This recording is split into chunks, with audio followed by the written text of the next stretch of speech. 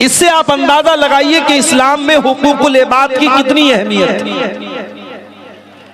حقوق العباد کا معاملہ اتنا خطرناک ہے میرے بھائیوں، اتنا خطرناک ہے اس کا معاملہ کہ قیامت کے دن دنیا میں ہم جو نیکیاں کر کے گئے ہیں، جو نمازیں پڑھ کے گئے ہیں، جو روزے رکھ کے گئے ہیں، جو حج کر کے گئے ہیں، برباد ہو جائیں گے اگر ہمارا حقوق العباد کا معاملہ گڑبڑ ہے۔ میرے پیارے ساتھیوں، آپ کبھی حج کرنے اگر گئے ہوں گے یا جائیں گے، اللہ تعالیٰ توفیق دے، سعودی عرب کی سرزمین پر آپ کے انڈیا کا روپیہ نہیں چلتا ہے، وہاں ریال چلتا ہے۔ بنگلہ دیش سے ہمارے بھائی آئے ہیں، وہاں پہ انڈیا کا روپیہ نہیں چلتا، وہاں ٹکا چلتا ہے۔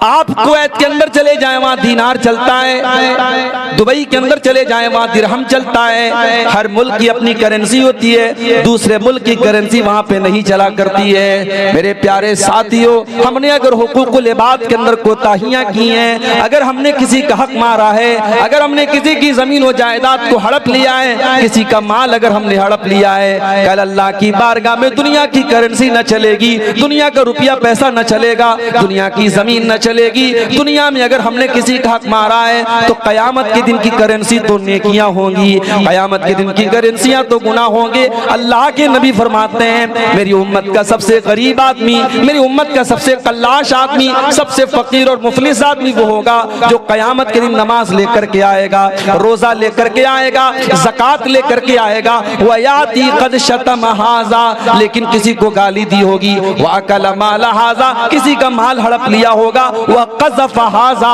کسی کے اوپر جھوٹا الزام لگایا ہوگا، وَسَفَكَ دَمَ هَٰذَا، کسی کا خون بہایا ہوگا، فَيُعْطَىٰ هَٰذَا مِنْ حَسَنَاتِهِ وَهَٰذَا مِنْ حَسَنَاتِهِ، جتنے لوگوں کا اس نے حق مارا ہے سب کو اس کی نیکیاں بانٹ دی جائیں گی۔ کچھ لوگ روزہ لے کے چلے جائیں گے، کچھ لوگ نماز لے کر کے چلے جائیں گے، کچھ لوگ حج اور عمرہ لے کر کے چلے جائیں گے۔ فَإِنْ فَنِيَتْ حَسَنَاتُهُ، اگر اس کی تمام نیکیاں برباد ہو جائیں گی اور ابھی بھی حقدار لائن میں کھڑے ہیں، اللہ کے نبی فرماتے ہیں فَأُخِذَ مِن سَيِّئَاتِهِمْ، ان کے گناہ لاد کر کے اس کے اوپر لاد دیے جائیں گے، ان حقداروں کے گناہ اس کے ذمہ لاد دیے جائیں گے۔ ثُمَّ طُرِحَ فِي النَّارِ، اور پھر اس انسان کو گھسیٹ کر کے جہنم میں پھینک دیا جائے گا۔ اتنا خطرناک جہنم میں پھینک دیا جائے گا اس نمازی کو، اس روزے دار کو، اس حاجی کو، اس عمرہ کرنے والے کو جس نے حقوق العباد میں کوتاہی کی ہوگی میرے بھائی۔ اسی لیے اللہ کے نبی فرماتے ہیں من کانت عندہ مظلمۃ لأخیہ، اگر اپنے مسلمان بھائی کے اوپر تم نے ظلم کیا ہے، زیادتی کیا ہے، اتیاچار کیا ہے، انیائے کیا ہے، اس سے دنیا میں تم چھٹکارا پالو، اس کا حق دے دو، اس سے جو بے ایمانی تم نے کی ہے اس کو معاف کرا لو۔ اگر تم نے نہیں معاف کرایا، اللہ کے نبی فرماتے ہیں قیامت کا دن آئے گا، وہاں تم روپیے کے بدلے روپیہ نہ دے پاؤ گے، زمین کے بدلے زمین نہ دے پاؤ گے، وہاں معاف کرنے سے بھی کام نہ چلے گا، وہاں تمہیں اپنی نیکیاں دینی پڑے گی اور سامنے والے کے گناہ تمہارے اوپر لاد دیے جائیں گے۔ اما عائشہ فرماتی ہیں ایک مرتبہ اللہ کے نبی صحابہ کے ساتھ بیٹھے، ایک صحابی آئے، اے اللہ کے نبی میرے بہت سارے غلام ہیں اور وہ میرے ساتھ بڑی بدتمیزی کرتے ہیں، بڑی نافرمانی کرتے ہیں، میں جو بات کہتا ہوں وہ نہیں مانتے ہیں، اے اللہ کے نبی میں ان کو سزائیں دیتا ہوں، اے اللہ کے نبی میں اپنے غلاموں کو مارتا ہوں، پیٹتا ہوں، سزا دیتا ہوں، اے اللہ کے نبی میں ڈرتا ہوں کہیں میری سزا کے اوپر اللہ تعالیٰ میری پکڑ تو نہیں کرے گا۔ اللہ کے نبی فرماتے ہیں میرے صحابی تمہارے غلاموں نے جتنی تمہاری نافرمانی کی ہے اور تم نے جتنی سزا دی ہے دونوں کو اللہ تعالیٰ کیا ناپا جائے گا، دونوں کو تولا جائے گا۔ اگر ان کی نافرمانی تمہارے گناہ تمہاری سزا سے زیادہ ہوگی تو اللہ تعالیٰ تمہیں اس کے بدلے میں کچھ نیکیاں دے دے گا، اللہ تعالیٰ کیا تمہارا فائدہ ہو جائے گا۔ لیکن ان کی نافرمانی کے مقابلے میں اگر تمہاری سزا زیادہ ہو جائے گی، اے میرے صحابی ان کی نیکیاں تمہارے اکاؤنٹ میں تمہاری نیکیاں نیکیاں ان کے اکاؤنٹ میں ڈال دی جائیں گی، تمہاری نیکیاں ان کو دے دی جائیں گی، اگر تمہاری سزا زیادہ ہو جائے گی تو صحابی اتنا سننے کے بعد ایک کونے میں جا کر کے رونے لگتے ہیں، اے اللہ کے نبی میں نے تو کبھی یہ سوچ کر کے سزا نہ دی کہ میری سزاؤں کو تولا جائے گا، میری سزاؤں کو ناپا جائے گا، نہ جانے کتنی بار ایسا موقع آیا ہوگا میں نے اپنے غلاموں کو کتنا مارا ہے، کتنی سزائیں دی ہیں، اے اللہ کے نبی یہ تو بڑے گھاٹے کا سودا میں نے کر دیا، نہ جانے میری کتنی نیکیاں برباد ہو جائیں گی۔ صحابی رونے لگے، چیخنے لگے، چلانے لگے۔ اللہ کے نبی فرماتے ہیں اے میرے صحابی کیا تو نے قرآن کی یہ آیت نہیں پڑھی ہے وَنَزَعُ الْمَوَازِينَ الْقِسْطَ لِيَوْمِ الْقِيَامَةِ وَنَزَعُ الْمَوَازِينَ الْقِسْطَ لِيَوْمِ الْقِيَامَةِ ہم قیامت کے دن انصاف کا ترازو رکھیں گے، اللہ تعالیٰ قیامت کے دن انصاف کا ترازو رکھے گا۔ فَإِن كَانَ مِثْقَالَ حَبَّةٍ مِّنْ خَرْدَلٍ أَتَيْنَا بِهَا وَكَفَى بِنَا حَاسِبِينَ۔ اللہ فرماتا ہے تم نے رائی کے دانے کے برابر بھی اگر کوئی گناہ کیا ہوگا، تم نے رائی کے دانے کے برابر بھی اگر کوئی نیکی کی ہوگی، ہمارے ترازو پر وہ سامنے آ جائے گی، حساب ہم لیں گے۔ میرے بندو جب ہم حساب لیں گے تو ایک ایک دانے کا حساب لیں گے، ایک رائی کے دانے کے برابر کا بھی حساب لیں گے۔ صحابی رونے لگے اے اللہ کے نبی جب اللہ کے ترازو پر اتنا خطرناک معاملہ ہوگا، اے اللہ کے نبی یہ تو میری برداشت کے باہر ہے، یہ تو میری کیپیسٹی کے باہر ہے، میں اتنا بڑا رسک نہیں لے سکتا۔ انی اشہدک انہم کلہم احرار، اے اللہ کے نبی میں آپ کو گواہ بنا کے کہتا ہوں میں نے اپنے سارے غلاموں کو آج سے آزاد کر دیا، میں نے ان کو جو بھی سزائیں دی تھی سب معاف کر دیا، جو بھی انہوں نے غلطی کی تھی سب معاف کر دیا، اور میں آپ کو گواہ بنا کے کہتا ہوں میں نے سب کو آزاد کر دیا۔ یہ ہے حقوق العباد کا معاملہ۔ آج افسوس ہوتا ہے، کچہریوں میں چلے جاؤ، عدالتوں میں چلے جاؤ، بھائی بھائی کے خلاف کیس لڑ رہا ہے، باپ بیٹے کے خلاف کیس لڑ رہا ہے، رشتہ دار کے خلاف کیس لڑ رہا ہے۔ سب سے زیادہ آپس میں لڑائی جھگڑے ہماری مسلمان قوم کے اندر آج ہو رہے ہیں، یہ شرم کی بات ہے۔ ہمیں تو سب سے زیادہ حقوق العباد کے معاملے میں محتاط رہنا چاہیے۔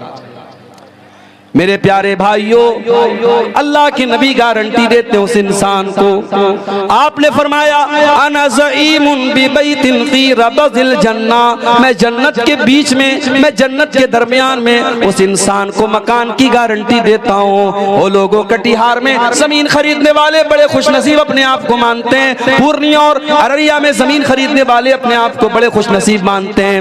میرے نبی تم کو جنت میں زمین دلا رہے ہیں، میرے نبی تم کو جنت میں پلاٹ دلا رہے ہیں، بس ایک کام کرنا ہے انا زعیم ببیت فی ربض الجنہ، میں جنت میں اس کو مکان کی گارنٹی دے رہا ہوں، میں جنت میں اس کو فلیٹ کی گارنٹی دے رہا ہوں، میں جنت میں اس کو بلڈنگ کی گارنٹی دے رہا ہوں۔ لمن ترک المراء وان کان محقا، جو حق پر رہنے کے باوجود جھگڑا چھوڑ دے، وہ انسان حق پر ہے پھر بھی جھگڑا نہیں کر رہا ہے، لڑائی نہیں کر رہا ہے، وہ لڑائی کرنا چھوڑ دے، جھگڑا کرنا چھوڑ دے، میں اس کو جنت کی گارنٹی دیتا ہوں۔ آج تو ذرا سی بات ہے، بھائی بھائی سے تعلق توڑ لیتا ہے، باپ بیٹے سے بات نہیں کرتا ہے، بہن بھائی سے بات نہیں کرتی، یہاں تک دشمنیاں ہو جاتی ہیں، انسان مرنے لگتا ہے، اپنی اولاد کو وصیت کر کے جاتا خبردار میرے بھائی سے تم تعلق مت رکھنا، میرے باپ سے تم تعلق مت رکھنا، میری بہن سے تم تعلق مت رکھنا۔ زندگی بھر دشمنی کرنے کے بعد اپنی اولاد کو وصیت کر کے جاتا ہے کہ تم اس کے ساتھ تعلق مت رکھنا۔ میرے پیارے ساتھیوں کیا آپ نے اللہ کے نبی کی وہ حدیث نہیں سنی؟ آپ نے فرمایا لا یحل لمسلم ان یحجر اخاہ فوق ثلاث، کسی مسلمان کے لیے جائز نہیں ہے اپنے مسلمان بھائی سے 3 دن سے زیادہ تعلق توڑ لے، 3 دن سے زیادہ ناراض رہے، 3 دن سے زیادہ بول چال بند کر دے، کسی مسلمان کے لیے جائز نہیں ہے۔ اسی لیے ہماری شریعت کہتی ہے جب بھی اپنے मुसलमान भाई से मिला करो तो सलाम किया करो। मेरे भाइयों, ये सलाम कोई मामूली चीज तो नहीं है। दुश्मन भी आपको मिलेगा, आप कहेंगे अस्सलामु अलैकुम, आपने सलामती की दुआ कर दी। अगर आपने कह दिया व रहमतुल्लाहि व बरकातहू, आपने रहमत की दुआएं कर दी, आपने बरकत की दुआ कर दी। आपका दुश्मन है, आपसे ताल्लुक नहीं है, आपसे दुश्मनी है, लेकिन आपने जब सलाम कर दिया सारे दिल का गुबार निकल गया। आपने सामने वाले के लिए सलामती की दुआ कर दी, रहमत की दुआ कर दी, बरकत की दुआ कर दी। इसीलिए अल्लाह के नबी फरमाते हैं सलाम को बढ़ाया करो, सलाम को फैलाया करो। जब तुम सलाम को फैलाओगे तो आपस में मोहब्बत पैदा हो जाएगी और दिल से नफरत मिट जाएगी, दूरी मिट जाएगी। इसीलिए जब किसी से ताल्लुक तोड़ते हैं तो सबसे पहले सलाम कलाम लोग बंद कर देते, कहते नहीं यार उससे सलाम नहीं करेंगे, मुझसे ताल्लुक नहीं रखेंगे। शरीयत ने इसीलिए पहले सलाम करने का हुक्म दिया। जब भी आपका मुसलमान भाई मिले आप सलाम करें। और एक बात और नोट कर लो, सलाम का कोई अल्टरनेट नहीं है। मेरी छोटी छोटी बच्चियां सुबह स्कूल जाती है ना, तो कभी कभी वो देखा देखी कहती है पापा टाटा बाय बाय, तो मैं कहता हूं नहीं, अल्लाह हाफिज को सलाम करो। बच्चों को ये सिखाओ मेरे भाई, good morning, good evening, good night के बजाय बच्चों को सलाम सिखाओ, बच्चों को दुआएं सिखाओ। बच्चा बाहर जा रहा कोफी अमानिल्लाह, उसको ये सिखाओ। सलाम का अपना एक फायदा है मेरे भाइयों, सलाम का कोई अल्टरनेटिव नहीं। सहाबे किराम के दरमियान भी इख्तिलाफात हुए, लेकिन सहाबे किराम ने दिल साफ रखा।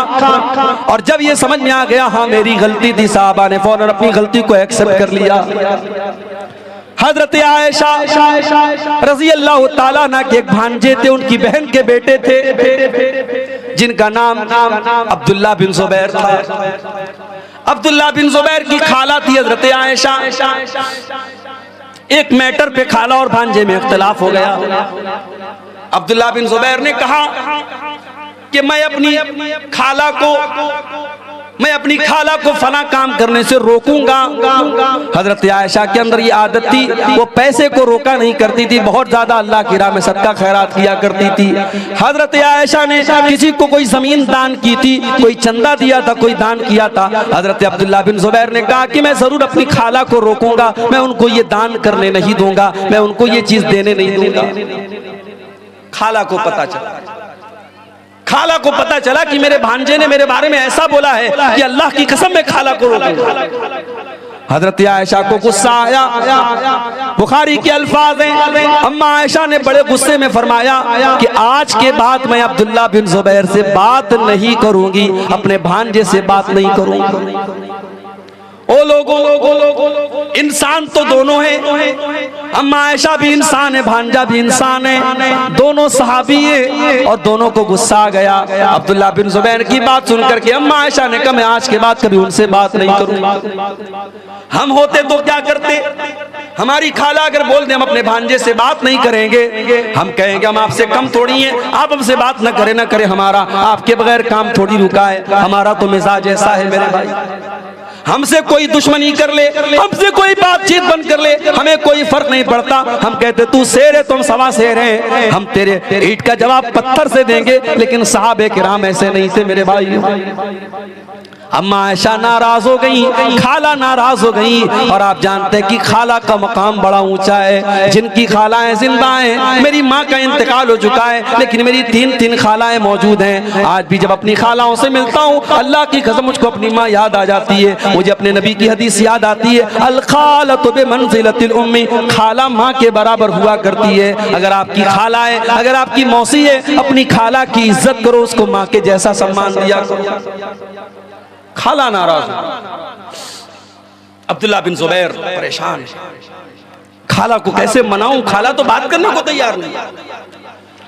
अब्दुल्ला बिन जुबैर जानते थे कि हजरत आयशा अल्लाह के प्यारे नबी से बहुत मोहब्बत किया करती थी, और नबी के इंतकाल के बाद जो नबी के रिश्तेदार थे, नबी के चाहने वाले थे, अम्मा आयशा उनसे भी बहुत ज्यादा मोहब्बत किया करती थी।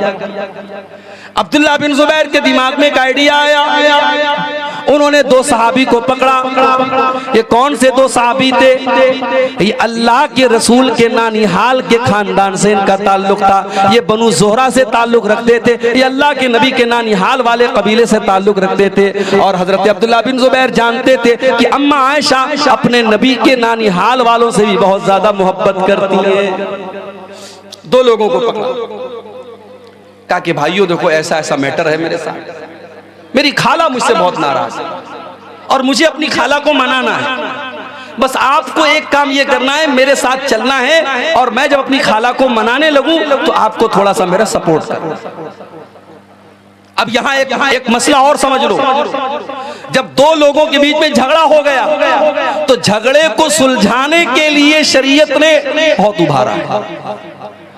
اگر دو لوگوں کے بیچ کا جھگڑا چکانے کے لیے آپ کو جھوٹ بولنا پڑے تو جھوٹ بھی بول سکتے ہیں، حالانکہ جھوٹ بولنا بہت بڑا گناہ ہے، شریعت کی نظر میں جھوٹ بولنا بہت بڑا گناہ ہے، مگر دو لوگوں کے بیچ میں جھگڑا ہو جائے تو اللہ کے نبی کیا فرماتے ہیں؟ لَيْسَ الْكَذَّابُ الَّذِي يُصْلِحُ بَيْنَ النَّاسِ، دو لوگوں کے بیچ میں صلح کرانے والا اگر جھوٹ بھی بول دے تو کوئی حرج کی بات نہیں ہے۔ اتنا شریعت نے اس پر ابھارا ہے۔ اور اگر دو لوگوں کے بیچ میں جھگڑا پھیلانے کے لیے، دو لوگوں کے بیچ میں اختلاف پیدا کرنے کے لیے اگر کوئی سچ بھی بولتا ہے تو شریعت کہتی ہے ایسا سچ بولنا بھی حرام ہے، اور شریعت اس کو چغلی کہتی ہے، اور چغل خور جنت میں نہیں جائے گا۔ اللہ کے نبی فرماتے لا يدخل الجنت النمام، چغل خور جنت میں نہیں جائے گا۔ تو کبھی اگر آپ کو ایسا موقع ملے کہ آگ لگ گئی ہے اور آگ بجھانے کا آپ کو موقع ملا ہے تو میرے بھائی آگ بجھانے کی کوشش کرو، آگ میں تیل ڈالنے کا اور آگ میں گھی ڈالنے کا کام کرنا۔ اب ان دونوں صحابی کو جب یہ آفر ملا کہ حضرت عبداللہ بن زبیر نے کہا میری خالہ مجھ سے ناراض ہیں اور میں منانا چاہتا ہوں، یہ دونوں فوراً تیار ہو گئے، چلو کوئی بات نہیں ہم چلیں گے آپ کے ساتھ۔ اب یہ تینوں لوگ اماں عائشہ کے دروازے پر پہنچے، اور جو طریقہ اسلام نے سکھایا ہے جب کسی کے دروازے پر جاؤ تو السلام علیکم کہا کرو۔ آج کے زمانے میں موبائل کا دور ہے، آپ کسی کو کال کرے تو ہیلو کہہ کر کے بات نہ شروع کریں، السلام علیکم کہہ کر کے بات شروع کریں، یہی صحیح ہے۔ بھئی ہیلو کا مطلب کیا ہوتا ہے؟ ہیلو کا مطلب سنو، تو سنو کہنے سے بہتر ہم السلام علیکم کہے اس کے بعد بات شروع کریں۔ تو حضرت عائشہ کے گھر پہ یہ تینوں پہنچے، انہوں نے کہا السلام علیکم، اندر سے جواب آیا وعلیکم السلام ورحمت اللہ وبرکاتہ۔ ان تینوں نے کہا کہ اے اماں عائشہ کیا ہم اندر آ سکتے؟ اندخل، کیا ہم اندر آ جائے؟ اماں عائشہ نے کہا ٹھیک ہے اندر آ جاؤ۔ تینوں اندر داخل ہوئے۔ اماں عائشہ کو پتا نہیں ہے کہ عبداللہ بن زبیر بھی آیا ہے، میرا بھانجا بھی آیا ہے۔ ان تینوں نے کہا اے اماں عائشہ کیا ہم سب آ جائیں؟ کہا کہ ہاں سب آ جاؤ۔ اندر گئے تو پردہ لگا ہوا ہے، حالانکہ اماں عائشہ سارے مسلمانوں کی ماں کا درجہ رکھتی ہیں، مگر قرآن نے اللہ کے نبی کی بیویوں کو بھی صحابہ سے پردہ کرنے کا حکم دیا ہے۔ میرے پیارے ساتھیوں ذرا اپنے گھروں کا جائزہ لے لو، گاؤں کا کوئی نوجوان آتا ہے اور آپ کی بیوی کو بھابھی کہتا ہے، آپ کی بیٹی کو بہن کہتا ہے، اور آپ کو لگتا ہے یہ تو میرے گاؤں کا رہنے والا ہے، یہ تو میرے گاؤں کا لڑکا ہے، میری بیوی تو اس کی بھابھی لگتی ہے، میری ماں تو اس کی بھابھی لگتی ہے، اور یہ کہہ کر کے اس نوجوان لڑکے کو آپ اپنے گھر میں کوئی پردہ نہیں کرتے ہیں، کوئی اس کو گھر میں آنے جانے کی اجازت دیتے ہیں، اور یہیں سے برائی جنم لیتی ہے، یہیں سے برائی جنم لیتی ہے۔ ہمارے یہاں کیا ہے صاحب؟ بھابھی ماں کے سامان، بھابھی کو مائکے جانا ہے، دیور چھوڑنے جا رہا ہے، بھابھی بائک پر بیٹھی ہے، دیور کو چپک کر کے بیٹھی، حرام ہے یہ، غلط ہے، ناجائز ہے یہ۔ بھابھی آپ کی ماں نہیں ہے، ہوگی کسی کانسیپٹ میں، اسلام میں نہیں ہے بھابھی ماں۔ بھابھی کو ماں کہہ دینے سے وہ ماں نہیں ہو جاتی۔ اسلام بہت سخت ہے اس معاملے میں۔ اسلام تو یہاں تک کہتا ہے اگر کسی عورت نے کسی بچے کو پالا ہے، پوسا ہے، وہ بھی اس کی ماں نہیں جب تک کہ دودھ نہیں پلاتی۔ دنیا میں ماں جو ہوتی ہے وہ یا تو وہ ماں ہوتی ہے جس نے جنم دیا ہے، یا وہ ماں ہوتی ہے جس نے دودھ پلایا ہے۔ آپ کے ماں کہہ دینے سے کوئی ماں تھوڑی ہو جائے گی۔ ہمارے یہاں دیور بھابھی کے بیچ میں بڑا ہنسی مذاق چلتا ہے، بھابھی کو کوئی فرق نہیں پڑتا اس کا دوپٹہ سر پہ ہے کہ نہیں ہے، سینے پر ہے کہ نہیں ہے، کیسا کپڑا پہنی ہے، دیور کے ساتھ ہنسی مذاق کر رہی ہے. یہی سے برائی جنم لیتی ہے میرے بھائی. اپنے گھر کے باہر پردہ کرنا آسان ہے، گھر کے اندر کا پردہ بڑا مشکل ہے. اسلام یہ کہتا ہے دیور کے لیے بھابھی کے لیے دیور موت ہے، جیجا کے لیے سالی، سالی کے لیے جیجا موت ہے. وہ رشتہ دار جن رشتہ داروں سے شریعت آپ کی بیٹی کو کہتی ہے پردہ کرنا چاہیے، جب آپ کی بیٹیاں جوان ہو جائیں، جب آپ کی لڑکیاں جوان ہو جائیں، اپنی بیٹیوں کو سکھاؤ بیٹی جس طریقے سے تجھے گاؤں کے اور لوگوں سے پردہ کرنا ہے، تیری خالہ کے لڑکے سے بھی تجھ کو پردہ کرنا ہے، تیرے ماموں کے لڑکے سے بھی تجھ کو پردہ کرنا ہے، تیرے چاچا کے لڑکے سے بھی تجھ کو پردہ کرنا ہے. یہ کزن بردر جن کو کہا جاتا ہے، یہ چاچا کے لڑکے، یہ تایا کے لڑکے، یہ ماما کے لڑکے، یہ سب آپ کی جوان بیٹی کے لیے غیر محرم ہے. ان سے نکاح ہو سکتا ہے، ان سے شادی ہو سکتی ہے، اس لیے ان سے پردہ کرنا چاہیے. اسی کٹیہار میں یا سیمانچل کے کسی جلسے میں نے تقریر کی تھی اور میں نے بول دیا اس کو کہ اسلام میں بہن صرف ایک ہوتی ہے، سگی بہن. بڑا بوال ہوا تھا صاحب، اس ویڈیو کو RSS والوں نے چلا دیا فیس بک کے اوپر. کہا دیکھو یہ ہے اسلام کی حقیقت. اسلام میں یہ انسانیت نام کی کوئی چیز نہیں، اسلام کے اندر بہن صرف سگی بہن ہے. بھائی توڑ مروڑ کے بیچ میں سے آپ کوئی بات نکال کے کچھ بھی بیان کر سکتے. ایک جگہ تقریر میں کر رہا تھا، حرام کمائی کی بات آئی، میں نے کہا کہ آج حرام کمائی کا ایک طریقہ یہ بھی ہے کہ باہر سے سعودی عرب وغیرہ سے پیسہ لوگ لاتے ہیں اور ایک ٹیوب ویل کو 5 بار اس کا فوٹو کھینچ کر کے اس کو جو ہے بے ایمانی کرتے ہیں، اس کا پیسہ ہڑپ کر جاتے ہیں. اب ہمارے یوٹیوبر لوگ ماشاءاللہ ان کو تو پیسہ کمانا ہے، ان کو تو ویو چاہیے، ان کو تو بھڑکاؤ ہیڈنگ اور بھڑکاؤ باتیں چاہیے. اتنی کلپ کو نکال کر کے وائرل کر دیا. اب بہت سارے علماء کے ہمارے پاس فون آنے لگے، آپ نے ایسی بات کیوں کی؟ حالانکہ میرے کہنے کا یہ مطلب تھوڑی تھا کہ جتنے لوگ باہر سے پیسہ لا رہے ہیں اور مدرسے بنوا رہے ہیں، مسجدیں بنوا رہے ہیں، سب غلط کام. اللہ کی قسم میں نے ایسا نہیں کہا. ایک بڑی تعداد ہمارے علماء کی ہے جو یہ خدمت انجام دے رہے ہیں، مشاری کا کام کر رہے ہیں. مسجدیں آج گاؤں گاؤں ان کے ذریعے بنی ہیں، مدرسے بنے ہیں، ٹیوب ویل بنے ہیں، کتنے کالج اور ادارے بنے ہیں. ان کے کام قابل تعریف ہیں. مگر ہاں اسی صف میں کچھ ایسے لوگ بھی ہیں جو بے ایمانی کر رہے ہیں، چوری کر رہے ہیں. ہم نے ان کو کہا تھا، لیکن آج اس طریقے سے بیچ میں سے کلپ کاٹ کر کے، سیاق و سباق سے بات کاٹ کر کے کچھ بھی بنائی جا سکتی ہے. ہم نے یہ کہا تھا کہ اسلام میں سگی بہن صرف ایک بہن ہوتی ہے، وہ سگی بہن ہوتی ہے. اس کا مطلب یہ نہیں ہوتا ہے کہ اسلام جو ہے وہ انسانیت نہیں سکھاتا. اسلام عورت کے معاملے میں بہت سینسٹیو ہے. اسلام یہ کہتا ہے کہ عورت کے اوپر غلط نظر ڈالنے کے پہلے سوچ لو کہ تمہاری بہن اور بیٹی پر بھی کوئی غلط نظر ڈالے گا. اسلام یہ کہتا ہے جب تم یہ چاہتے ہو تمہاری بہن کو کوئی اور نہ دیکھے تو تم بھی کسی اور کی بہن کو مت دیکھو. فیس بک پر لوگ بہن بنا لیتے ہیں. فیس بک پر ہمارے مسلمان لڑکیاں اور لڑکے فیس بک چلاتے ہیں. مسلمان لڑکی فیس بک چلا رہی ہے، میسج آیا السلام علیکم بہن کیسی ہیں آپ؟ وعلیکم السلام. ابھی بہن بھائی سے بات شروع ہوئی، وہ آئی لو یو پر جا کے کب ختم ہوگی نہیں معلوم. اسی لیے میں کہتا ہوں کہ سوشل میڈیا آج بے حیائی اور زناکاری کا بہت بڑا اڈا بنتا چلا جا رہا ہے. اور میں اکثر حدیثوں میں تقریروں میں وہ حدیث بھی پیش کرتا ہوں. اللہ کے نبی نے فرمایا جب ایک مرد اور ایک عورت جب اکیلے میں ملتے ہیں تو تیسرا وہاں شیطان ہوتا ہے. اگر فیس بک پر بھی ایک لڑکا لڑکی اکیلے میں بات کر رہے ہیں، واٹس ایپ پر لڑکا لڑکی اکیلے میں بات کر رہے ہیں، تو تیسرا شیطان موجود ہے. چاہے وہ لڑکا بہت متقی اور پرہیزگار ہو، وہ لڑکی بہت بڑی عالمہ ہو، مدرسے میں پڑھنے والی نیک لڑکی ہو، تب بھی اگر ایک لڑکا اور لڑکی فیس بک پر، واٹس ایپ پر، انسٹاگرام پر، ٹیلی گرام پر، کسی بھی پلیٹ فارم پر اگر بات کر رہے ہیں تو تیسرا شیطان وہاں پر بھی موجود ہے میرے.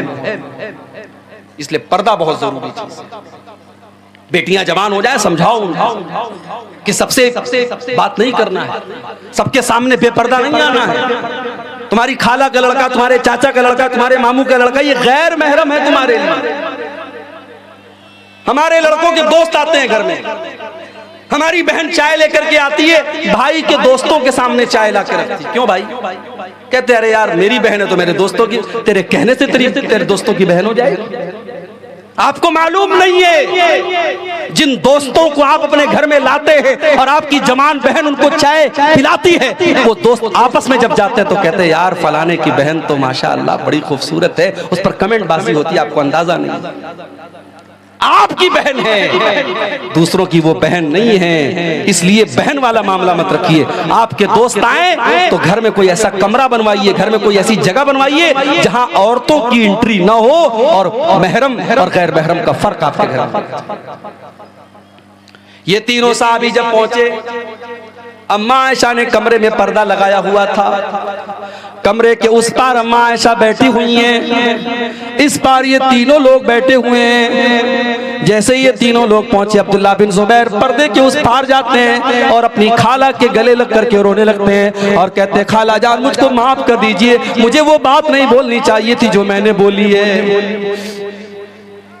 غور کرو میرے بھائیوں، آج کے دور میں کون اپنی غلطی کو مانتا ہے؟ لیکن عبداللہ بن زبیر نے اپنی غلطی کو مانا، کہا خالہ جان مجھ سے غلطی ہوگی، مجھ کو معاف کر دیجئے۔ اپنی خالہ کے گلے لگ کر کے رونے لگے۔ خالہ کہتی ہیں نہیں نہیں، میں نے بہت بڑی قسم کھائی تھی، میں اپنی قسم کو نہیں توڑوں گی، میں تجھ سے بات نہیں کروں گی۔ اماں عائشہ جب یہ بولنے لگی، ادھر سے یہ دونوں صحابہ کہنے لگے اے اماں عائشہ آپ تو نبی کی بیوی ہیں، آپ تو نبی کی بڑی چہیتی بیوی ہیں، کیا آپ نے نبی کا یہ فرمان نہیں سنا؟ کہ آپ نے نبی کی یہ حدیث نہیں سنی؟ لا یحل لمسلم ان یہجر اخاہ فوق ثلاث، کسی مسلمان کے لیے جائز نہیں کہ اپنے مسلمان بھائی سے 3 دن سے زیادہ تعلق توڑ کے رکھے۔ اے اماں عائشہ آپ کا بھانجا ہے، آپ کی بہن کا بیٹا ہے، چلو مان لیا اس نے غلطی کر دی، اب معافی مانگ رہا ہے، آپ معاف کر دیجئے، اپنے بھانجے کو معاف کر دیجئے، اس سے بول چال شروع کر دیجئے۔ وہ دونوں ادھر سے ابھار رہے ہیں، ادھر سے عبداللہ بن زبیر گلے لگ کے رو رہے ہیں۔ آخر اماں عائشہ نے معاف کر دیا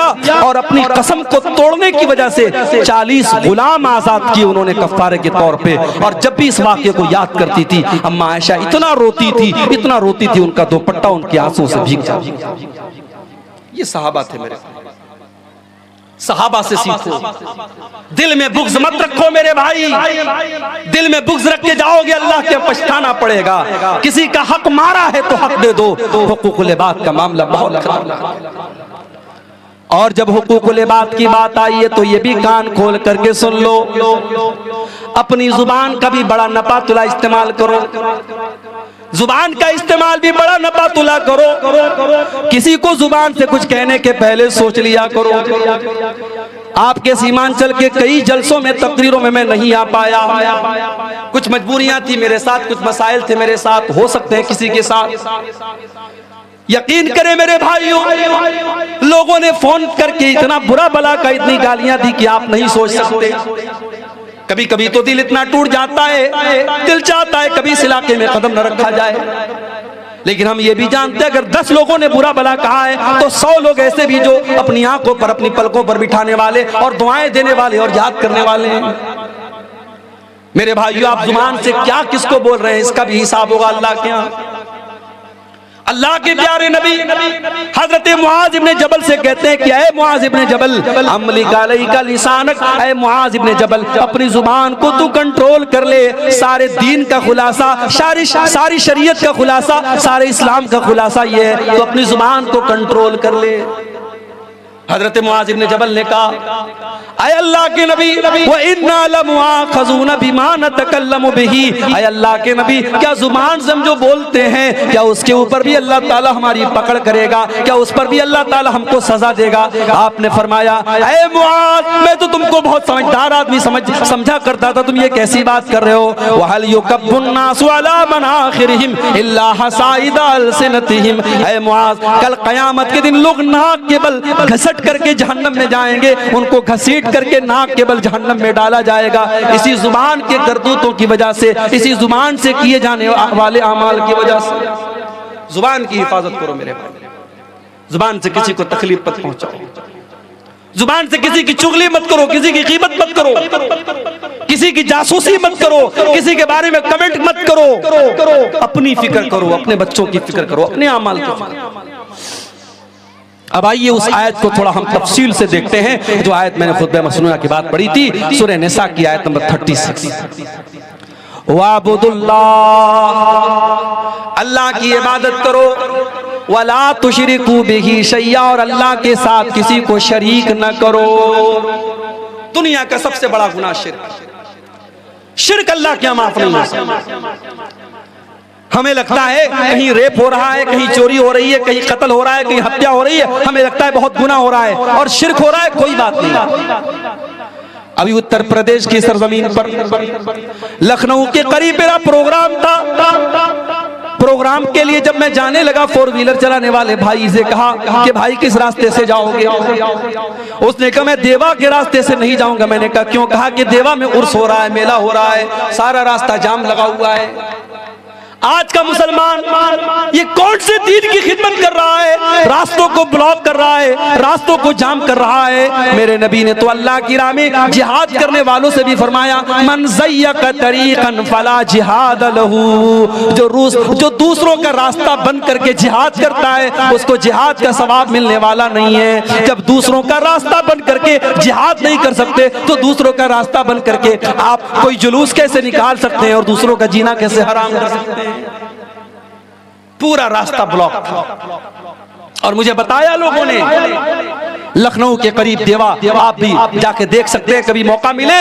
اس دیوا میں عرس ہوتا ہے اور عرس کے موقع پر وہاں طوائفیں آتی ہیں، ناچنے گانے والی رنڈیاں آتی ہیں اور وہاں ناچتی ہیں اور گاتی ہیں اور مسلمان تماشے دیکھتا ہے. اور یہ دین کے نام پر، اسلام کے نام پر اور مذہب کے نام پر شرمانی چاہیے. وضع میں تم ہو نصارہ تو تمدن میں ہنود. یہ مسلمان ہے جنہیں دیکھ کے شرمائیں. قبروں پر جھک رہا ہے مسلمان، مزاروں پہ جھک رہا ہے مسلمان، اپنے پیروں کے آگے جھک رہا ہے مسلمان. کرے غیر گر بت کی پوجا تو کافر، کواکب میں مانے کرشمہ تو کافر. جھکے آگ پر بہر سجدہ تو کافر، جو ٹھہرائے بیٹا خدا کا تو کافر.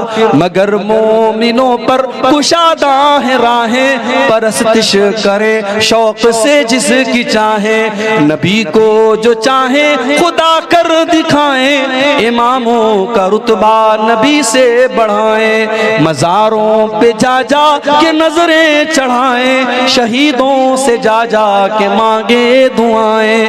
نہ توحید میں کچھ فرق اس سے آوے، نہ اسلام بگڑے نہ ایمان جاوے. اگر ایک غیر مسلم اگر پتھر کی مورتی کے آگے سجدہ کرتا ہے اور وہ جہنمی ہے، وہ کافر ہے، وہ مشرک ہے، تو وہی کام ایک قبر کے سامنے اور ایک مزار کے سامنے کرنے والا مسلمان موحد کیسے ہو سکتا ہے اور جنتی کیسے ہو سکتا ہے؟ یہ پہلا حق ہے، اللہ نے اپنا حق بیان کیا. وَعْبُدُ اللَّهَ، اللہ کی عبادت کرو، وَلَا تُشْرِكُوا بِهِ شَيْئًا، اور اللہ کے ساتھ کسی کو شریک نہ کرو. اللہ کا ادھیکار کسی اور کو نہ دو. یہ پیشانی جھکے تو اللہ کے آگے جھکے، یہ ہاتھ اٹھے تو اللہ کے آگے اٹھے. اللہ کے ساتھ کبھی شرک نہ کرنا. دوسری چیز وَبِالْوَالِدَيْنِ إِحْسَانًا، اور اپنے ماتا پتا کے ساتھ، اپنے ماں باپ کے ساتھ تم بھلائی کرتے رہنا. کتنے والدین بوڑھے ہو چکے ہیں، اولاد جوان ہے، پیسہ کما رہی ہے، ماں بوڑھی ہے، باپ بوڑھا ہے، باپ کو دواؤں کی ضرورت ہے، ماں کو چھوٹی چھوٹی چیزوں کی ضرورت ہے، ماں بیچاری تڑپ رہی ہے، باپ بیچارہ پریشان ہے، جوان بیٹے کو اپنے ماں باپ کی کوئی فکر نہیں ہے. میرے پیارے ساتھیوں، ماں باپ وہ ہستیاں ہیں جنہوں نے ہم کو جنم دیا ہے، اللہ نے ہماری پیدائش کا ذریعہ ان کو بنایا ہے. اس لیے زندگی کی آخری سانس تک اپنے ماں باپ کی قدر کرو، ان کو تکلیف نہیں پہنچا سکتے. اگر آپ کے باپ نے آپ کے ساتھ غلط بھی کیا تب بھی نہیں کر سکتے. باپ بھی غلط کرتا ہے، ضروری نہیں ہمیشہ باپ صحیح ہو. میں نے بیٹوں کی آنکھوں میں بھی آنسو دیکھے ہیں، یاد رکھیے. ٹھیک ہے ہم لوگ تقریر کرتے ہیں والدین کے اوپر، لیکن سماج کی کڑوی سچائی یہ بھی ہے، بہت سارے باپ ایسے ہیں جنہوں نے اپنی اولادوں کو رلایا. اولاد کے ساتھ نا انصافی کرنے والی مائیں، اولاد کے ساتھ نا انصافی کرنے والے باپ، کان کھول کر کے سن لیں، اللہ کیا ان کو بھی حساب دینا پڑے. ہم نے ایسے بچوں کو بھی دیکھا ہے جن کو ان کے ماں باپ نے آنسو ان کی آنکھوں میں لائے. اللہ کے نبی کے سامنے ایک صحابی آتے ہیں، ان کا نام بشیر ہے، ان کے بیٹے کا نام نعمان ہے۔ صحابی کہتے ہیں اللہ کے نبی میں اپنے بیٹے نعمان کو اپنی ایک زمین دینا چاہتا ہوں، ایک کھجوروں کا باغ دینا چاہتا ہوں۔ اللہ کے نبی نے فرمایا اے بشیر کیا آپ کے اور بھی بیٹے ہیں؟ کہا کہ ہاں اللہ کے نبی اور بھی بیٹے ہیں۔ آپ نے پوچھا کیا آپ نے سارے بیٹوں کو کھجوروں کا باغ دیا ہے؟ نہیں نہیں اے اللہ کے نبی سب کو تو نہیں دیا ہے، میں اسی بیٹے کو دینا چاہتا ہوں۔ آپ نے فرمایا اے بشیر یہ ظلم ہے، یہ اتیاچار ہے، یہ ناانصافی ہے، اور اگر تم یہ چاہتے ہو میں اس ناانصافی پر میں گواہی دے دوں واللہ لا اشہد علی جور، اے بشیر میں اس ظلم کے اوپر گواہی نہیں دے سکتا۔ اولاد کے ساتھ ناانصافی بھی ظلم ہے میرے۔ 5 بیٹے ہیں، ایک بیٹے کو خوب نواز رہے ہو اور 4 بیٹوں کو چھوڑ کے بیٹھے ہو، یہ ظلم نہیں؟ بہو ہیں، 4 بہو ہیں، ایک بہو کے 100 گنا معاف اور ایک بہو سے ایک چیز پر حساب لینا، میری ماں یہ ظلم نہیں ہے، یہ ظلم ہے اور آپ کو حساب دے سکتے ہیں۔ تو والدین غلط ہو سکتے ہیں میرے پاس، مگر اولاد کی کیا ذمہ داری؟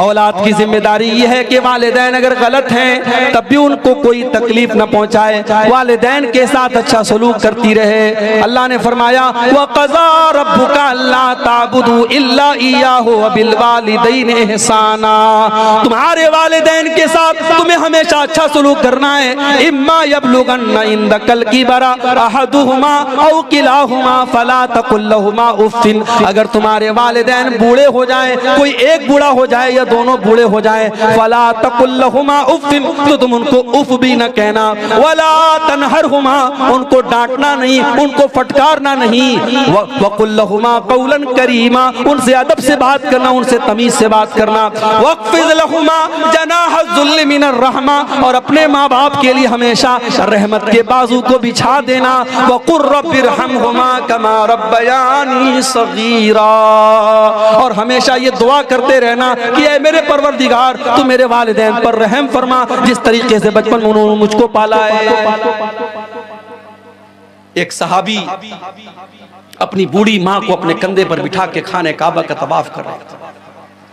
حضرت عمر کی نظر پڑی، صحابی نے طواف کرانے کے بعد کہا کہ امیر المومنین آج میں نے اپنی ماں کا حق ادا کر دیا، آج میں نے اپنے کندھے پر بٹھا کر اپنی ماں کو عمرہ کرا دیا، طواف کرا دیا، آج میں نے اپنی ماں کا حق ادا کر دیا۔ حضرت عمر نے کہا ولا زفرتن واحدہ، تیری ماں نے جب تجھ کو جنم دیا تھا تیری ماں کے منہ سے جو آواز نکلی تھی چیخنے کی اور رونے کی، ابھی تو نے اس آواز کا بھی حق ادا نہیں۔ ماں باپ کا آپ حق ادا نہیں کر سکتے میرے۔ ماں باپ کیا چیز ہے، یہ جب آپ خود باپ بنیں گے، جب آپ خود ماں بنیں گی تب آپ کو پتا چلے گا انہوں نے ہمارے لئے کیسی کیسی قربانی کی۔ اسی لیے اللہ کے نبی فرماتے ہیں ماں کے بارے میں آپ نے فرمایا فَإِنَّ الْجَنَّةَ تَحْتَ قَدَمِهَا، ماں کے پیروں کے نیچے تمہاری جنت ہے۔ باپ کے بارے میں آپ نے فرمایا الوالد اوسط ابواب الجنہ، باپ جنت کا دروازہ ہے، نہ ماں کو ناراض کر کے جنت ملے گی نہ باپ کو ناراض کر کے جنت ملے گی۔ اپنے ماں باپ کو راضی کرو، اپنے ماں باپ کو خوش کرو۔ اور آگے بڑھو وَبِذِلْ قُرْبَى، اور اپنے رشتہ داروں کے ساتھ بھی بھلائی کرو۔ جو تمہارے رشتہ دار ہیں، کوئی بھتیجا ہے، کوئی بھانجا ہے، کوئی چاچا ہے، کوئی تایا ہے، کوئی خالہ ہے، کوئی خالو ہے، یہ جتنے تمہارے رشتہ دار ہیں تم ان کے ساتھ بھلائی کرتے رہو۔ رشتہ دار کا بھی بڑا حق ہے۔ یہ رشتے جو ہوتے ہیں یہ ہم نہیں بناتے، یہ اللہ بناتا ہے۔ ہم دنیا میں پیدا ہوئے، ہمیں پتہ لگا یہ ہمارا بھائی ہے، یہ ہمارا باپ ہے، یہ ہمارا بھتیجا ہے، یہ ہمارے چاچا ہے، یہ ہمارے تایا ہے۔ یہ رشتے اللہ نے بنائے ہیں۔ جب رشتے اللہ نے بنائے ہیں تو ہم ان کو توڑ نہیں سکتے، اگر توڑیں گے تو اللہ بڑی سخت سزا دے۔ اللہ کے نبی فرماتے ہیں جب اللہ تعالیٰ نے ساری کائنات کو پیدا کیا تو رشتہ جو ہے یہ اللہ کے پاس آیا، اور رشتے نے آ کر کے کہا ھذا مقام العائذ بک، اے اللہ میں تیری پناہ میں آیا ہوں، اب تو بتا دے میرے ساتھ کیا سلوک ہونا چاہیے۔ اللہ نے فرمایا کہ اے رشتہ جو تجھ کو توڑے گا، جو تجھ کو کاٹے گا میں اس کو کاٹوں گا، جو تجھ کو جوڑے گا میں اس کو جوڑوں گا۔ جو رشتہ توڑے گا اللہ اسے توڑے گا، جو رشتہ جوڑے گا اللہ اسے جوڑے گا۔ اس لیے رشتہ دار کا حق ادا کیا کرو۔ قیامت کے دن جب لوگ پل صراط پر جائیں گے، اللہ کے نبی فرماتے ہیں دو چیزیں پل صراط کے دونوں طرف کھڑی ہو جائیں گی۔ ایک طرف امانت کھڑی ہو جائے گی، ایک طرف رشتہ کھڑا ہو جائے گا، اور جس نے امانت میں خیانت کی ہوگی، جس نے رشتہ داروں کا حق مارا ہوگا، پل صراط پر اس کو یہ دونوں پار کرنے نہیں دیں گے۔ اور پل صراط کیسا ہوگا؟ بال سے زیادہ باریک اور تلوار سے زیادہ تیز ہوگا۔ پل صراط پر گزرنا بڑا مشکل کام ہوگا۔ اور سوچو اگر ہم نے اپنے کسی رشتہ دار کے ساتھ حق تلفی کی ہے اور اگر ہم نے امانت پہ خیانت کی ہے تو یہ دونوں اس پل صراط پر ایک بیریئر بن کے کھڑے ہو جائیں گے اور پل صراط پر گزرنے نہیں۔ اس لیے رشتہ داروں کے ساتھ کبھی حق تلفی مت۔ اور ایک بات اور یاد رکھو میرے بھائیوں، اگر آپ کا کوئی رشتہ دار آپ کے ساتھ غلط کرتا ہے، آپ کو شادی میں دعوت نہیں دیتا ہے، تو آپ اپنی طرف سے اس کو دعوت دیجیے، آپ اپنے سکھ دکھ میں اسے بلائیے۔ وہ نہیں بلاتا ہے کوئی بات نہیں، اللہ کے ہاں وہ حساب دے گا۔ آپ اپنے رشتہ دار کا جو حق ادا کر سکتے ہیں وہ کر دیں۔ اللہ کے نبی کے پاس ایک صحابی آتے ہیں، اے اللہ کے نبی میرے کچھ رشتہ دار ہیں، میں ان کے ساتھ اچھا سلوک کرتا ہوں، وہ میرے ساتھ برا سلوک کرتے ہیں، میں نرمی کرتا ہوں وہ سختی کرتے ہیں، میں رحم کرتا ہوں وہ سختی کرتے ہیں، اے اللہ کے نبی مجھے کیا کرنا چاہیے؟ آپ نے فرمایا جیسا تم بتا رہے ہو اگر ویسا ہی تم کر رہے ہو تو اللہ تعالیٰ کی طرف سے ایک حفاظت کرنے والا برابر تمہاری حفاظت کرتا رہے گا۔ جب تک تم اس طریقے پر عمل کرتے رہو گے اللہ کی طرف سے ایک حفاظت کرنے والا برابر تمہاری حفاظت کرتا رہے گا۔ تو حق رشتہ داروں کا حق ادا کیا کرو۔ زکوٰۃ نکالو، صدقہ خیرات دو، تو پہلے دیکھو ہمارے رشتہ داروں میں کوئی ضرورت مند تو نہیں ہے، کوئی غریب تو نہیں ہے، رشتہ دار کا حق پہلے ادا کرو۔ اللہ کے نبی فرماتے ہیں صدقۃ علی ذی الرحم سنتان، رشتہ دار کو صدقہ دینے سے ڈبل ثواب ملتا ہے، صدقۃ وصلۃ، صدقہ خیرات کا بھی ثواب ملتا ہے اور رشتہ داری کو نبھانے کا بھی ثواب ملتا ہے، ڈبل ثواب ملے گا۔ کتنے لوگ ہیں مدرسے میں بڑا چندہ دیتے ہیں، مسجدوں میں بڑا دان کرتے ہیں، سگا بھائی ہے بھوکا سو رہا ہے اس کی کوئی فکر نہیں ہے، اپنے خاندان کو کوئی بچہ ہے بیچارہ بے روزگار ہے پریشان ہے، اس کے بچے کھانے کو ترس رہے ہیں اس پر دھیان نہیں دیتا ہے۔ نہیں میرے بھائیوں، آپ کا رشتہ دار اگر ضرورت مند ہے آپ کی زکوٰۃ، آپ کا صدقہ خیرات، آپ اس کی مدد کیجیے۔ اور آگے بڑھیں، والیتاما، اور یتیموں کا حق ادا کیا کرو۔ جو اناتھ ہو گیا، جو یتیم ہو گیا، جس کا باپ دنیا سے چلا گیا، وہ بیچارہ بے سہارا ہو گیا، اس یتیم کا سہارا تم بن جاؤ، اس یتیم کی مدد کیا کرو۔ ہاں اگر یتیم کا مال کوئی ناجائز طریقے سے کھا رہا ہے اور یتیموں کے نام پر آنے والا پیسہ اس کے پیٹ میں جا رہا ہے، وہ کان کھول کر کے سن لے۔ اللہ فرماتا ہے ان الذین یاکلون اموال الیتامی ظلما انما یاکلون فی بطونہم نارا، جو لوگ یتیم کا مال ناجائز طریقے سے کھا رہے ہیں وہ اپنے پیٹ میں جہنم کی آگ بھر رہے ہیں۔ یتیم کا سہارا بنو، یتیم کا مال ہڑپنے والے مت بنو میرے بھائی۔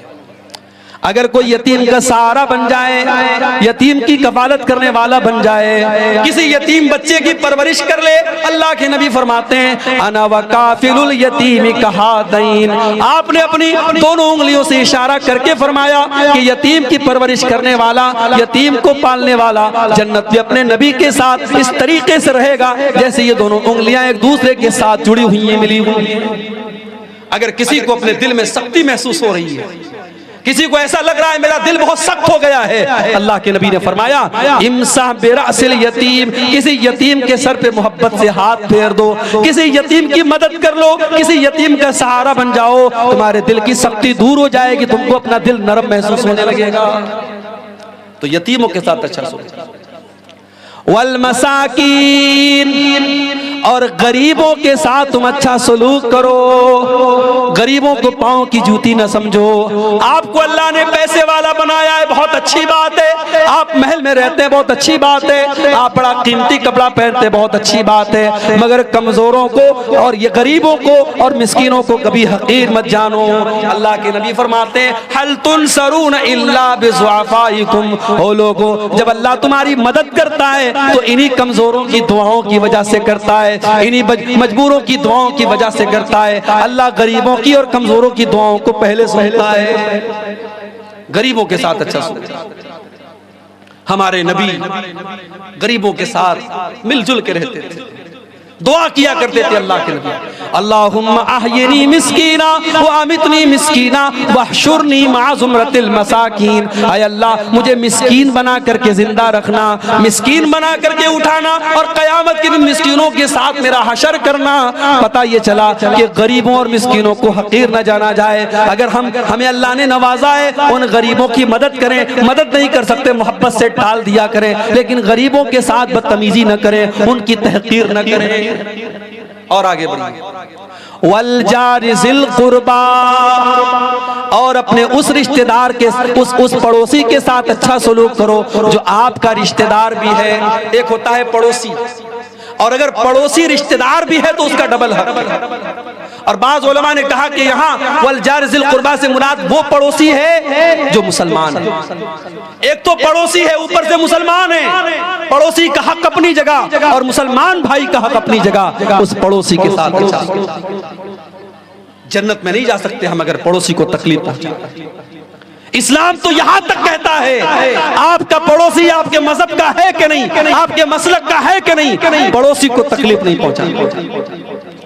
اللہ کے نبی فرماتے ہیں وہ انسان جنت میں نہیں جا سکتا، وہ انسان جنت میں نہیں جا سکتا، وہ انسان جنت میں نہیں جا سکتا۔ صحابہ نے پوچھا اے اللہ کے نبی کون نہیں جا سکتا؟ آپ نے فرمایا من لا یامن جارہ بوائقہ، جس کا پڑوسی اس کی تکلیف سے محفوظ نہ ہو، جو اپنے پڑوسیوں کو تکلیف پہنچاتا ہو، اپنے پڑوسیوں کو ایذائیں دیتا ہو، اپنی زبان سے تکلیف پہنچاتا ہو، اپنے ہاتھ سے تکلیف پہنچاتا ہو، وہ انسان جنت میں نہیں جائے گا۔ پڑوسی کا بہت بڑا حق ہے۔ یہاں تک اللہ کے نبی نے فرمایا کھانا بنا رہے ہو سالن میں تھوڑا پانی بڑھا دو، اگر تم کو پتا چل جائے تمہارے پڑوسی کچھ بیچارے بھوکے ہیں، اپنے سالن اگر سالن زیادہ پکانے کی طاقت نہیں ہے اس سالن میں پانی بڑھا دو تاکہ ان پڑوسیوں تک بھی سالن پہنچ جائے، ان کو بھی کھانا کھلا دو، ان کی بھی مدد کرو۔ اما عائشہ فرماتی ہے کہ اللہ کے نبی نے فرمایا کہ حضرت جبریل مجھے اتنی وصیت کرتے تھے پڑوسی کے بارے میں، حتی ظننت انہ سیورثہ، کہ میں نے سوچا کہ کہیں پڑوسی کو اللہ تعالیٰ وارث نہ بنا دے، کہیں وراثت میں پڑوسی کا حصہ نہ بنا دے۔ والجار ذی القربا والجار الجنوبی، تمہارا پڑوسی اگر اپنے مذہب کا ہے تب بھی اس کے ساتھ اچھا سلوک کرو، اور اگر تمہارے مذہب کا نہیں اجنبی ہے دوسرے مذہب کا ماننے والا ہے تب بھی اس کے ساتھ اچھا سلوک کرو۔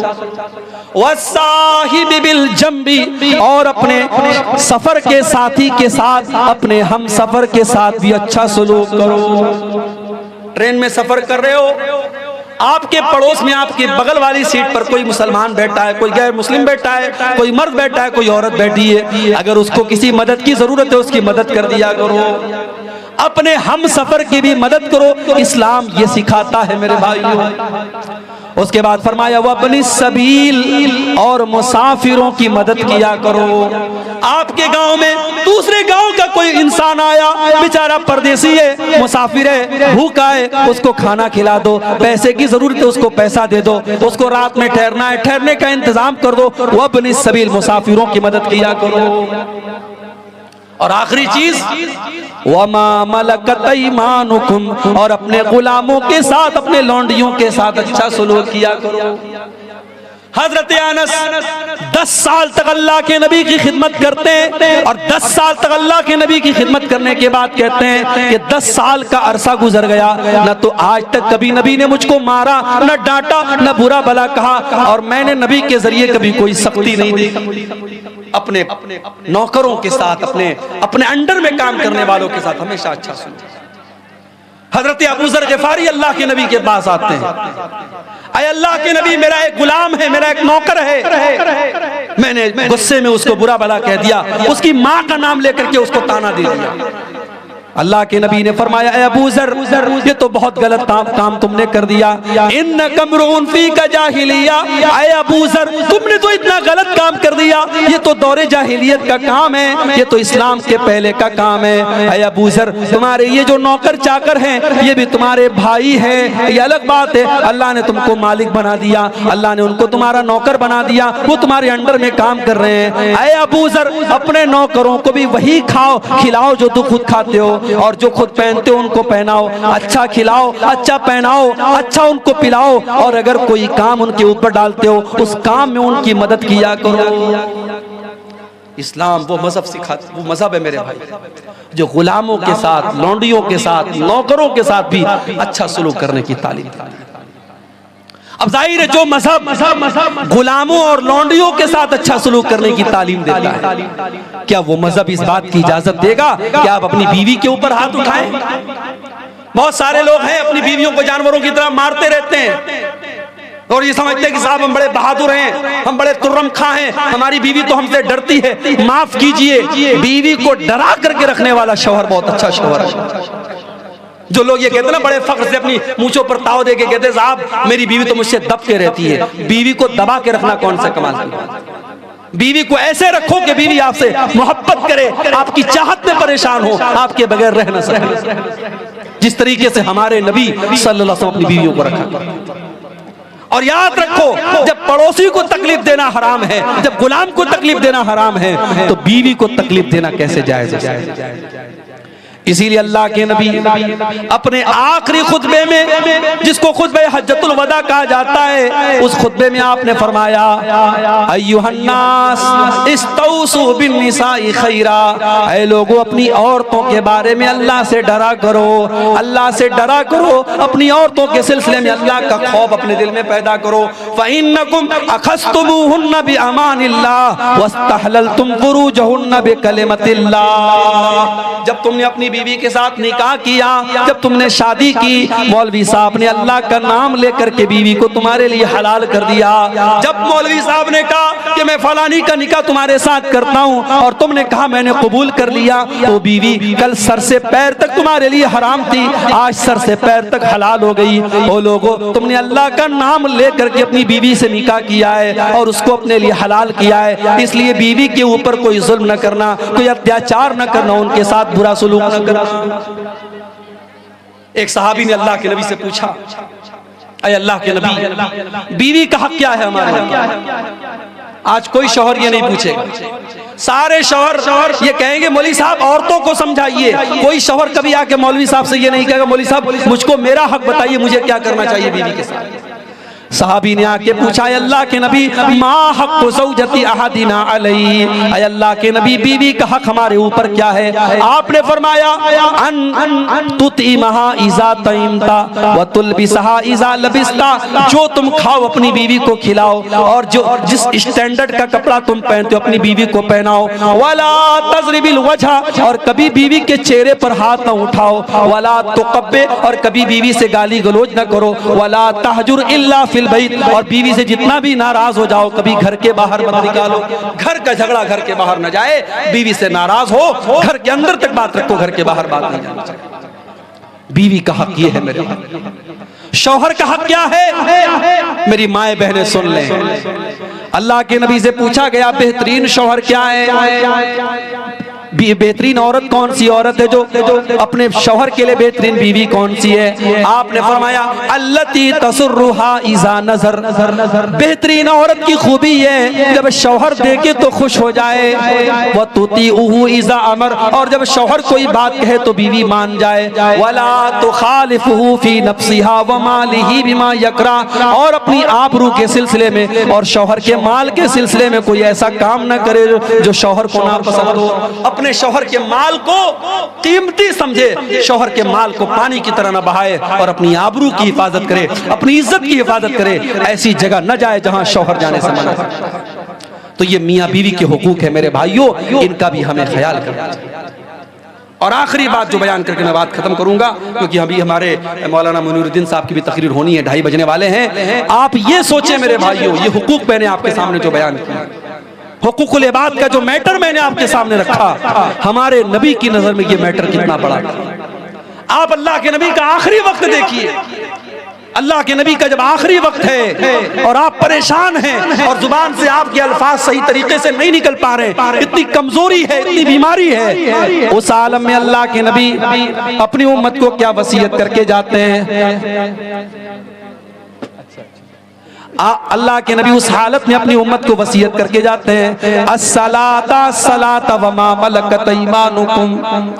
اللہ کے نبی اپنی بیماری کی ایام میں وصیت کر کے جا رہے ہیں او لوگوں نماز کی پابندی کرتے رہنا, او لوگوں نماز کا خیال کرتے رہنا, وما ملکت ایمانکم اور اپنے غلاموں کا اپنے لونڈیوں کا خیال کرتے رہنا. اللہ کے نبی اپنے آخری ٹائم میں نماز کی وصیت کر کے جا رہے ہیں اور حقوق العباد کی وصیت کر کے جا رہے ہیں. اور مجھے کہنے کی اجازت دیجئے آج انہی دونوں معاملے میں ہم سب سے زیادہ پیچھے ہیں.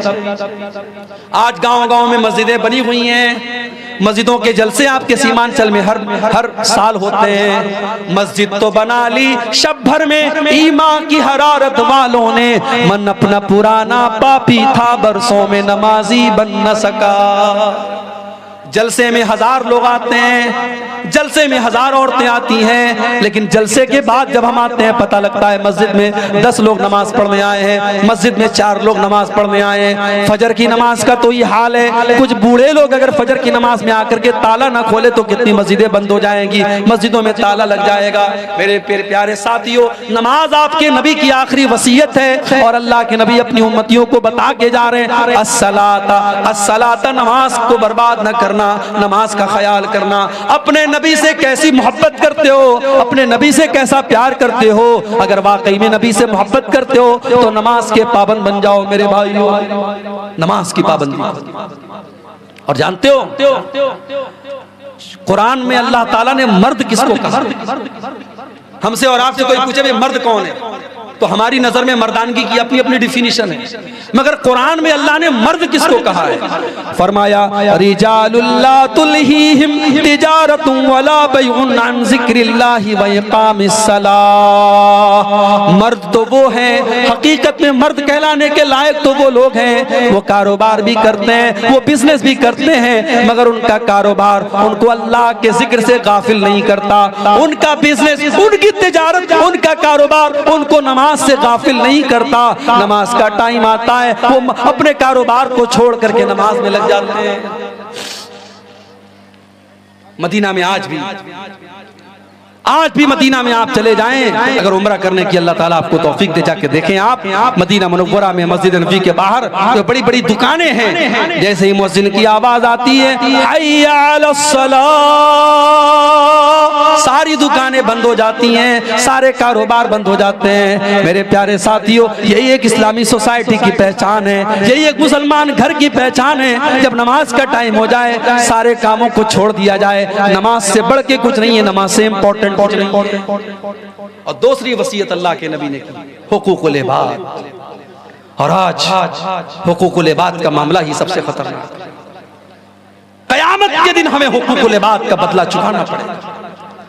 اللہ کے نبی فرماتے ہیں لَتُؤَدُّنَّ الْحُقُوقَ إِلَىٰ أَهْلِهَا, او لوگوں تمہیں قیامت کن لوگوں کا حق دینا پڑے گا. حَتَّى يُقَادَ لِلشَّاةِ الْجَلْحَاءِ مِنَ الشَّاةِ الْقَرْنَاءِ, یہاں تک کہ اللہ تعالیٰ جانوروں کے درمیان بھی جو جھگڑے ہوئے ہیں ان جانوروں سے بھی قصاص لیا جائے گا. اگر سینگ والی بکری نے اگر بغیر سینگ والی بکری کو مارا ہوگا تو بغیر سینگ والی بکری سے قیامت کے دن سینگ والی بکری سے قصاص لیا جائے گا کہ اس نے بغیر سینگ والی بکری کو کیوں مارا ہے. جانوروں میں بھی قصاص ہوگا. اور جانتے ہو جانوروں سے جب اللہ تعالیٰ قصاص لے لے گا تو سارے جانوروں سے جب بدلہ لے لیا جائے گا ان کے آپس کے ظلم و ستم کا, تو اللہ جانوروں سے کہے گا کونو ترابا, اے جانوروں تم مٹی ہو جاؤ, تو سب مٹی ہو جائیں گے. سارے جتنے جانور ہیں, بکری بکرا بھیڑی بھیڑا کتا کتیا, سب مٹی بن جائیں گے, ختم ہو جائیں گے. اور جب یہ منظر کافر دیکھے گا تو کافر کیا کہے گا؟ اِنَّا أَنذَرْنَاكُمْ عَذَابًا قَرِيبًا, او لوگو ہم تم کو قیامت کے دن کو اس عذاب سے ڈرا رہے ہیں. يَوْمَ يَنظُرُ الْمَرْءُ مَا قَدَّمَتْ يَدَاهُ, جس دن انسان یہ دیکھ لے گا کہ میں نے کیا آگے بڑھایا تھا, میں نے کیا کرتوت آگے بڑھایا تھا, میں نے کیا عمل آگے کے لیے بڑھایا تھا. وَيَقُولُ الْكَافِرُ يَا لَيْتَنِي كُنْتُ تُرَابًا, اور کافر کہے گا اے اللہ کاش میں بھی جانور ہوتا تو آج تم مجھ سے کہہ دیتا مٹی ہو جا اور میں مٹی ہو جاتا. اے اللہ کاش کہ میں انسان نہ ہوتا تو آج میرا حساب و کتاب نہ ہوا ہوتا. میرے بھائیو قیامت کے دن ہمیں احساس ہوگا کہ حقوق العباد کا میٹر کتنا خطرناک ہے.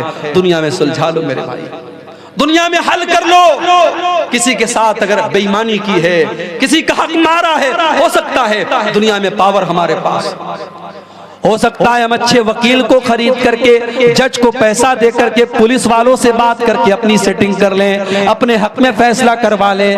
مگر کان کھول کر کے سن لو, اگر ہم نے ناجائز طریقے سے کسی کی زمین پر قبضہ کر لیا, اللہ کے نبی فرماتے ہیں او لوگوں جب تم میرے پاس کوئی فیصلہ لے کر کے آتے ہو سکتا ہے میں انسان ہوں, مجھ سے فیصلہ کرنے میں غلطی ہو سکتی ہے, ہو سکتا ہے کوئی بات چیت کرنے میں بڑی چکنی چپڑی باتیں کرنے والا ہو اور میں اس کے حق میں فیصلہ دے دوں, اور جو بیچارہ صحیح تھا میں اس کے خلاف فیصلہ دے دوں. وہ لوگوں کان کھول کر کے سن لو, میں نے جس کے حق میں فیصلہ کر دیا اور وہ اس کا حقدار نہیں تھا, آپ نے فرمایا انی قضیت لہ بقطعۃ من النار, جس کو میں غلط طریقے سے اس کا حق نہیں ہے اور وہ زمین کا ٹکڑا لے رہا ہے, میں زمین کا ٹکڑا نہیں دے رہا ہوں, میں جہنم کی آگ دے رہا ہوں, وہ جہنم کی آگ لے رہا ہوں.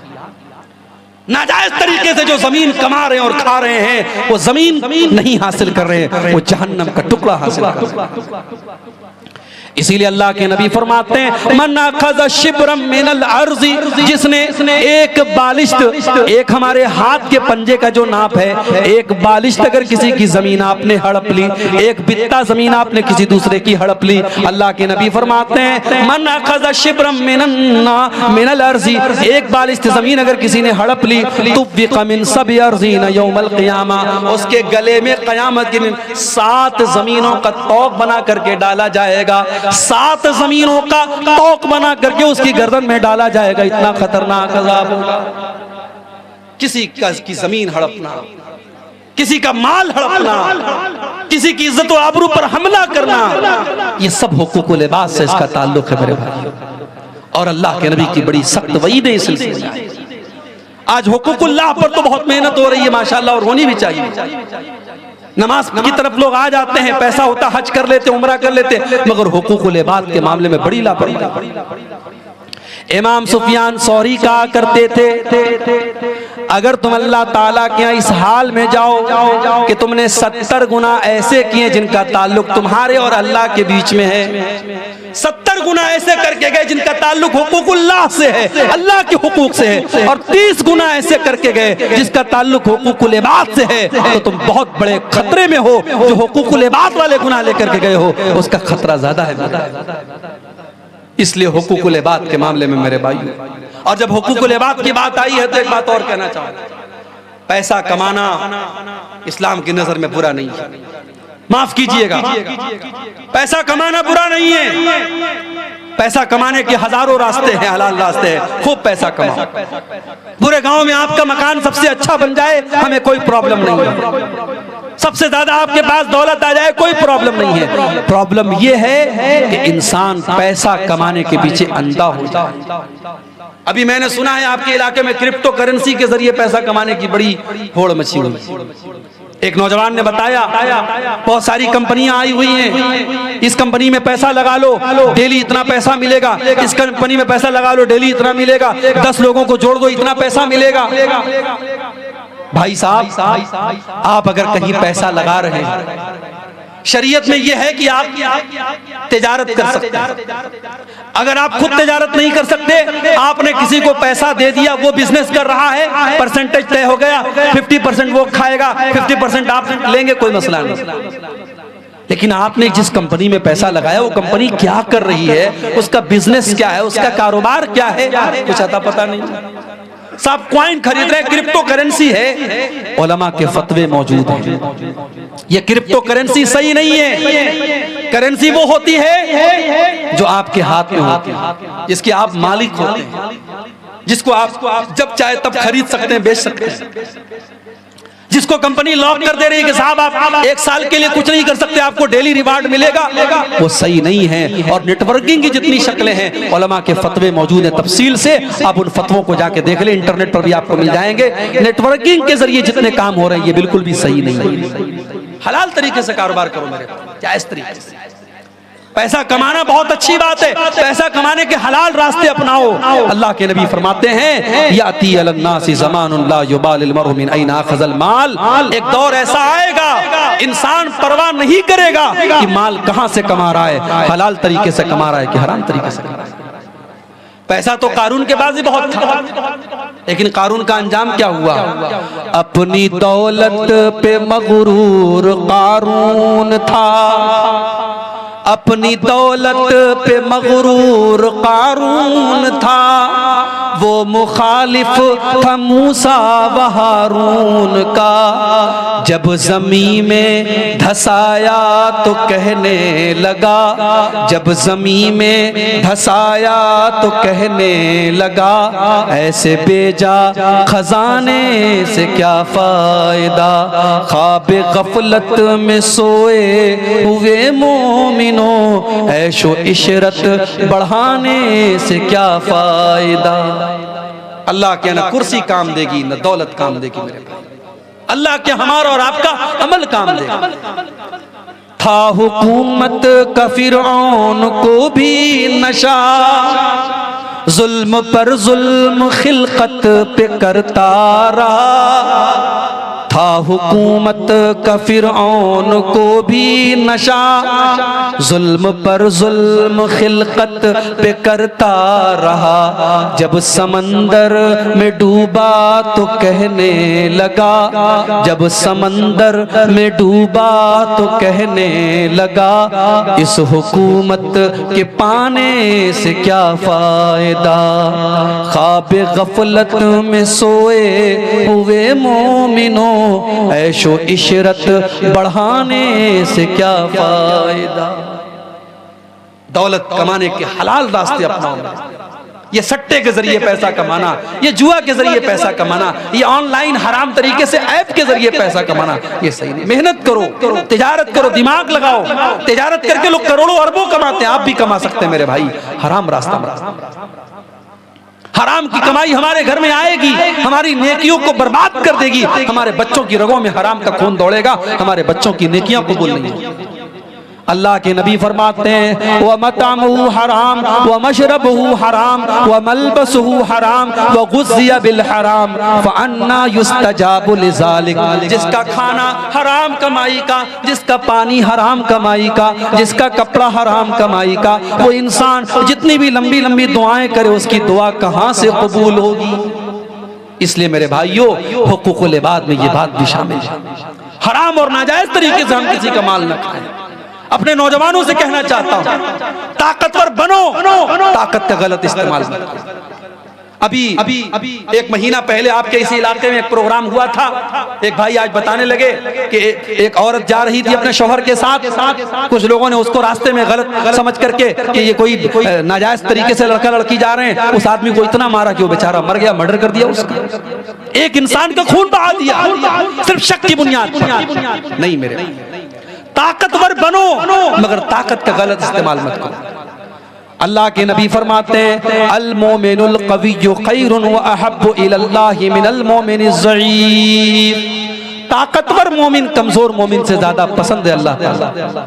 کمزور بھی پسند ہے، طاقتور بھی پسند ہے، مگر طاقتور زیادہ پسند ہے، اس لیے طاقتور بنو، اپنے جسم کے اعتبار سے بھی، اپنے علم کے اعتبار سے بھی، اپنی ٹیکنالوجی کے اعتبار سے بھی اور دولت کے اعتبار سے بھی طاقتور بنو۔ آج ہماری قوم کو طاقتور لوگوں کی ضرورت ہے، مگر طاقت کا کوئی مس یوز نہیں ہونا چاہیے، طاقت کا غلط استعمال نہیں ہونا چاہیے۔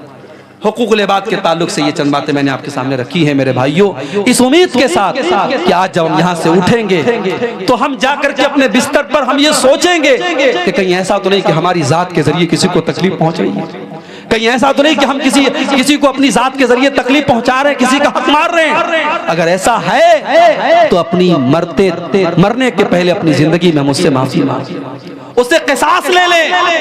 اللہ کے نبی جنگ کے میدان میں سب کو سیدھا کر رہے ہیں۔ ایک صحابی جن کا نام سواد ابن غزیہ ہے، اللہ کے نبی صلی اللہ علیہ وسلم اپنے نیزے سے سب کو سیدھا کر رہے ہیں، نیزہ ان کے پیٹ میں لگ گیا۔ صحابی نے کہا اے اللہ کے نبی آپ نے مجھے تکلیف پہنچائی، اے اللہ کے نبی آپ نے میرے پیٹ میں نیزہ چبویا ہے، مجھے تکلیف پہنچائیے، میں بھی آپ کو اسے بدلہ لوں گا، آپ کو اسے قصاص لوں گا۔